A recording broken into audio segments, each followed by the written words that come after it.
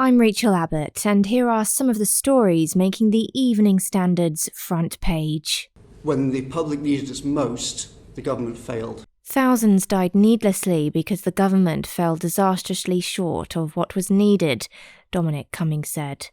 Giving evidence in front of MPs, one of Boris Johnson's most senior officials used the F word when describing how bad the preparations for COVID-19 actually were, painting a devastating portrait of complacency and incompetence at the heart of government as COVID arrived in Britain. In the dramatic 3-hour testimony, the former top advisor also claimed that the UK's Health Secretary, Matt Hancock, should have been fired 15 or 20 times for the handling of the pandemic, claiming he lied to multiple people.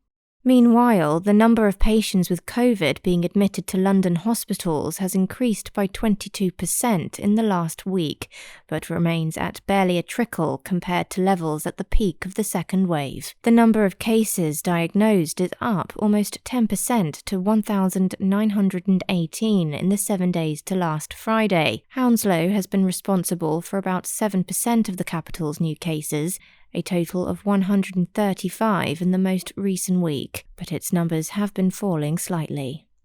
It is not known how many of the cases have been of the Indian variant of concern that sparked the use of surge testing. A minister has apologised to the people whose plans were disrupted by controversial guidance issued for 8 Indian COVID-19 variant hotspots in England. Transport Secretary Grant Shapps admitted shortcomings in the communications of the new advice, which was last night watered down. The guidance from the Department of Health was changed last night after a revolt by public health chiefs in areas affected by it, with accusations flying that ministers were trying to bring in local lockdowns by stealth. The key change now is that people are being urged to, wherever possible, try to minimise travel in and out of affected areas.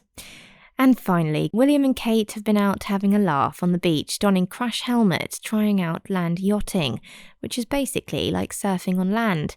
They then took a stroll down memory lane to the place they first met and fell in love. It comes as the Duke and Duchess of Cambridge carry out royal duties in Scotland. For all of these stories and more, head to standard.co.uk.